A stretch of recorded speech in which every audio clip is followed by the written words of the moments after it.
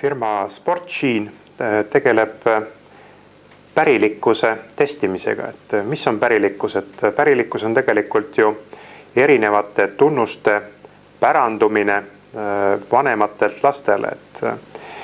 Et seetõttu ongi lapsed sarnased oma vanematega ja vanavanematega. Et mis siis määrab ära tegelikult pärilikkuse? Et kui me räägime bioloogiast, pärilikkuse bioloogiast, siis tegelikult kõikidel inimestel on 46 kromosoomi. Ja selles 46 kromosoomis on meil kuskil 30 000 erinevat geeni.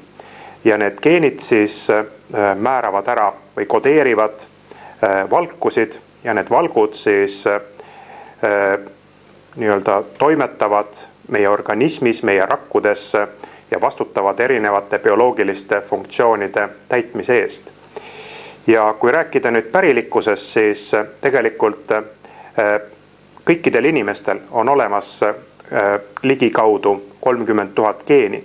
Aga mis muudab meid erinevaks on tõesti see, et nendes geenides on erinevad geneetilised variatsioonid.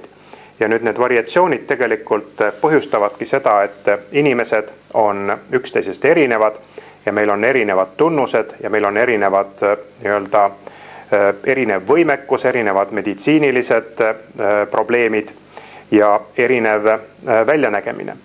Ja SportGene firma või geneetiline testimine tegelikult aitabki meil paremini mõista just selliseid inimese tunnuseid, mis on seotud näiteks kehakaaluga, toitumisega ühelt poolt ja teiselt poolt ka siis inimeste sportlike võimekustega. Aga kuidas siis näiteks seda geenitesti läbi viia?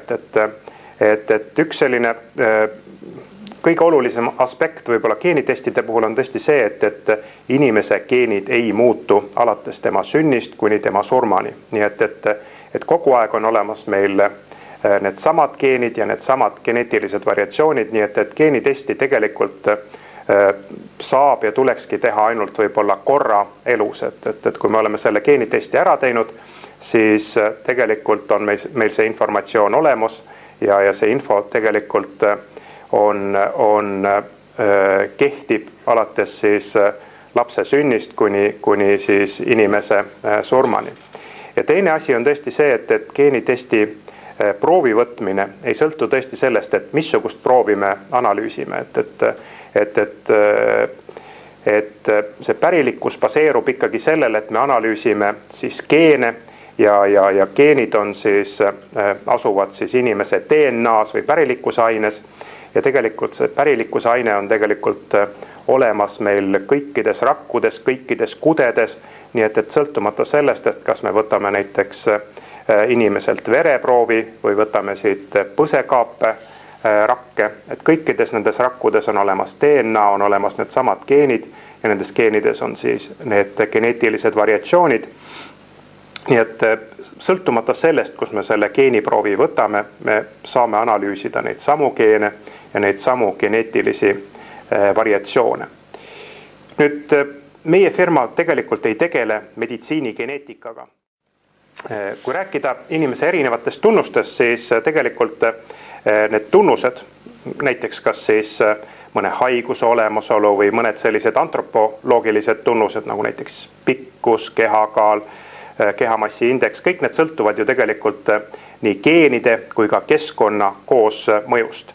Ja kui tõesti rääkida erinevatest tunnustest, siis tegelikult selle keskkonna mõju osatähtsus on erinevate tunnuste avaldumisel väga erinev. Et kui rääkida sellisest meditsiinigeneetikast ja geenihaigustest, siis tegelikult see geenide mõju võib olla 100%, kui inimesel on olemas teatud geneetiline mutatsioon või eelsoodumus, siis see haigus igal juhul inimesel ka tekib, aga teatud juhtudel või enamikul juhtudel tegelikult teatud tunnuse avaldumine sõltub ikkagi erinevate geenide koostoimest ja nende geenide koosmõjust siis erinevate keskkonnafaktoritega.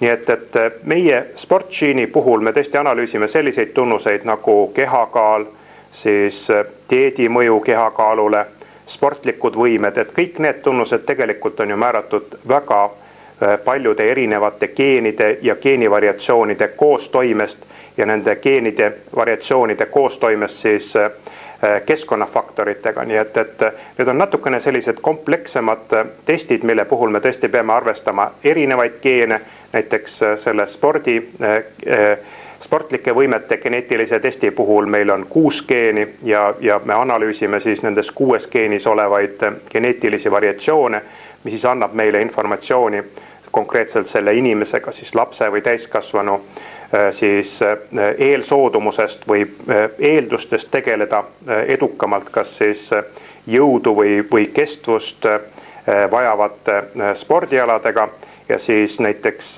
selle kehakaalu ohjeldamise testi puhul meil on jällegi välja valitud siis vastavalt teaduslikele uuringutele 7 geeni ja nendes 7 geenis asetsevad 8 geneetilist variatsiooni ja nende geeni variatsioonide analüüsimine annab meile siis olulist informatsiooni, kuidas inimene peaks siis igapäevaselt toimima, et ta püsiks nii-öelda, oleks nagu terve, saavutaks siis sellise kehakaalu, mis on talle kõige sobilikum. Et kuidas siis tegelikult need geneetilised variatsioonid on välja valitud, et kõik need meie geenitestid baseeruvad ju teadusuuringutel, et nii eestimaistel kui ka rahvusvahelistel, et kõikidest nendest geeniuuringutest on selgunud need geenid, mis on siis näiteks sportlike eelduste puhul kõige olulisemad ja samuti kehakaalu ohjeldamise puhul kõige olulisemad.